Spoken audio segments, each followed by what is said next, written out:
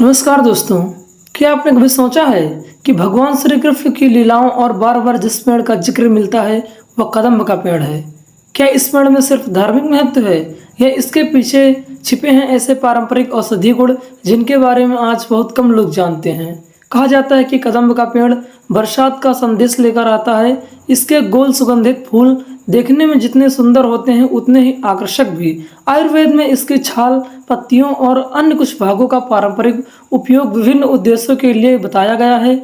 लेकिन क्या social media पर किए जाने वाले सभी दावे सही हैं? आज के इस वीडियो में हम जानेंगे कदम्ब के पेड़ की सही पहचान, इसके पारंपरिक उपयोग और धार्मिक और पर्यावरणीय महत्व, वैज्ञानिक जानकारी और वे जरूरी सावधानियां जिन्हें हर व्यक्ति को जानना चाहिए। इसके लिए वीडियो को अंत तक जरूर देखिए, क्योंकि आखिर में मैं एक ऐसा रोचक तथ्य और बताऊंगा जो शायद आपको पहले कभी नहीं पता होगा। दोस्तों, किसी भी औषधि या धार्मिक महत्व वाले पौधे का उपयोग करने से पहले उसकी सही पहचान होना बहुत जरूरी है, क्योंकि कई बार लोग देखने में मिलते जुलते पेड़ों को कदम्ब समझ लेते हैं, जिससे भ्रम पैदा हो जाता है।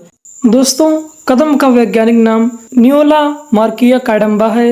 यह एक बहुत तेजी से बढ़ने वाला सदाबहार पेड़ है। इसकी ऊंचाई लगभग 20 से 45 मीटर तक ऊंची हो सकती है। इसका तना सीधा और मजबूत होता है, जबकि इसकी शाखाएं चारों ओर फैलकर घनी गोल छाया बनाती हैं। दोस्तों, अब हम बात कर लेते हैं इसकी पत्तियों की पहचान। अगर आप इसकी पत्तियों को ध्यान से देखोगे तो गहरे हरे रंग की होती हैं, आकार में बड़ी और चौड़ी होती हैं, सतह चिकनी और चमकदार दिखाई देती है, किनारे सामान्यतः सीधे होते हैं। कदम्ब के फूल इसकी सबसे बड़ी पहचान है। अब बात करते हैं उस चीज की जिससे कदम्ब का पेड़ सबसे आसानी से पहचाना जाता है। दोस्तों, इसके फूल गोल गेंद की तरह दिखाई देते हैं। इनका रंग शुरुआत में हल्का पीला होता है और बाद में पीला नारंगी हो जाता है। इन फूलों से हल्की मनमोहक सुगंध आती है, जो बरसात के मौसम में वातावरण को और भी सुंदर बना देती है।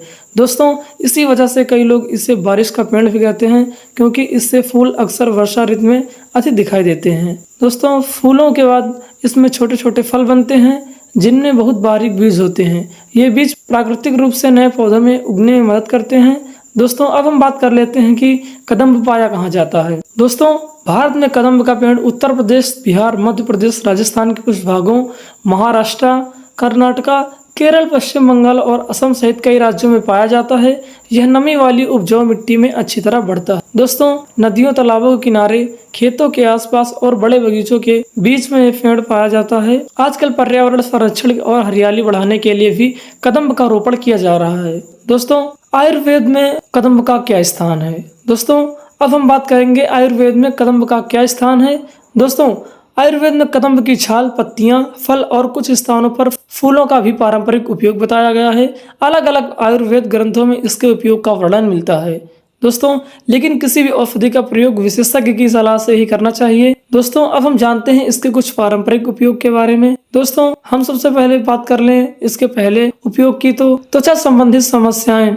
आयुर्वेद में कदम्ब की छाल और पत्तियों का उपयोग कुछ त्वचा संबंधी समस्याओं में पारंपरिक रूप से किया जाता रहा है।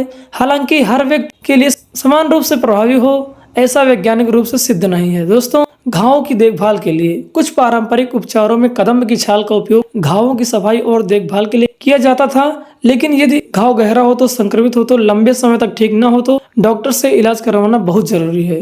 दोस्तों, अब हम बात कर लें पाचन संबंधी उपयोग में। आयुर्वेद में कदम्ब के कुछ भागों का उपयोग पाचन से जुड़ी समस्याओं के लिए वर्णित है, लेकिन इसका सेवन बिना विशेषज्ञ की सलाह के नहीं करना चाहिए। दोस्तों, अब हम बात करते हैं बुखार में। कुछ क्षेत्रों की लोक चिकित्सा में कदम्ब की छाल का उपयोग बुखार के दौरान किया जाता रहा है, लेकिन बुखार के कई कारण हो सकते हैं। इसके लिए घरेलू नुस्खों पर निर्भर रहना सुरक्षित नहीं है। पर्यावरण के लिए अमूल्य पेड़ है। कदम्ब के औषधीय दृष्टि से नहीं बल्कि पर्यावरण की दृष्टि से भी बहुत महत्वपूर्ण है।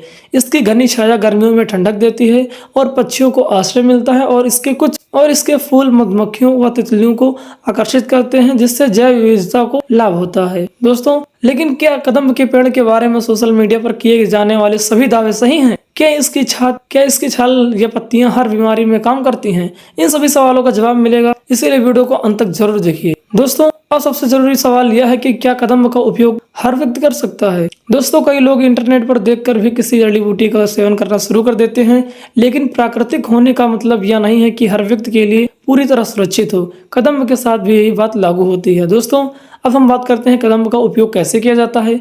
आयुर्वेद में कदम्ब के अलग अलग भागों का अलग अलग पारंपरिक उपयोग बताया गया है। दोस्तों, कदम्ब की छाल का उपयोग कुछ आयुर्वेदिक योगों में किया जाता है। इसे सामान्यतः चूर्ण या काढ़े के रूप में अन्य औषधियों के साथ मिलाकर भी प्रयोग में किया जाता है। दोस्तों, इसकी पत्तियां कुछ पारंपरिक उपचारों में पत्तियों का बाहरी उपयोग किया जाता है। बिना विशेषज्ञ की सलाह के पत्तियों का सेवन करना उचित नहीं है। दोस्तों, अब हम बात कर लें इसके फूल की।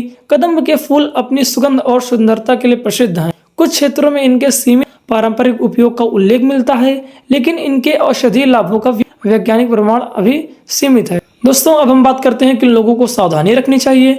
यदि आप इन श्रेणियों में आते हैं तो बिना विशेषज्ञ की सलाह के कदम्ब का औषधि उपयोग न करें। दोस्तों, याद रखिए, आयुर्वेद एक संपूर्ण चिकित्सा पद्धति है जिसमें व्यक्ति की प्राकृतिक बीमारी, मात्रा और अन्य दवाओं को देखकर उपचार किया जाता है। केवल किसी एक पौधे को हर समस्या का सवाल मान लेना सही नहीं है। दोस्तों, क्या घर में कदम्ब का पेड़ लगाना चाहिए? दोस्तों, बहुत से लोग ये सवाल पूछते हैं कि क्या कदम्ब का पेड़ घर में लगाना चाहिए। दोस्तों, इसका जवाब है हाँ, अगर आपके पास पर्याप्त जगह है। कदम्ब का एक बड़ा और तेजी से बढ़ने वाला पेड़ है, इसीलिए इसे छोटे गमले या बहुत तंग जगह में लगाने के बजाय खेत, बगीचे, स्कूल, मंदिर परिसर या खुले स्थान पर लगाना अधिक उपयुक्त होता है। दोस्तों, अगर आप पर्यावरण से प्रेम करते हैं तो कदम्ब का पौधा लगाना एक अच्छा कदम हो सकता है। दोस्तों, प्रकृति ने हमें अनमोल पेड़ दिए हैं, उनकी सही ज्ञान हमें लाभ पहुंचाता है, लेकिन अधूरी जानकारी नुकसान भी पहुंचा सकती है। इसीलिए हमेशा सही जानकारी लें और सोच समझकर ही किसी पौधे का उपयोग करें। दोस्तों, अगर आपको यह वीडियो पसंद आई तो वीडियो को जरूर लाइक करें और दोस्तों और परिवार के साथ शेयर करें। दोस्तों, हमारे चैनल देसी हेल्थ टिप्स एंड केयर को अभी सब्सक्राइब करें, क्योंकि हमारे यहाँ आयुर्वेदिक देसी जड़ी बूटियों और औषधीय पौधों से स्वास्थ्य से जुड़ी ऐसी भरोसेमंद जानकारी आसान भाषा में मिलती है। दोस्तों, कमेंट करके बताइए कि अगली वीडियो आपको किस पौधे पर देखना चाहते हैं। मिलते हैं किसी नई वीडियो में किसी नए टॉपिक के साथ। तब तक के लिए स्वस्थ रहिए, सुरक्षित रहिए।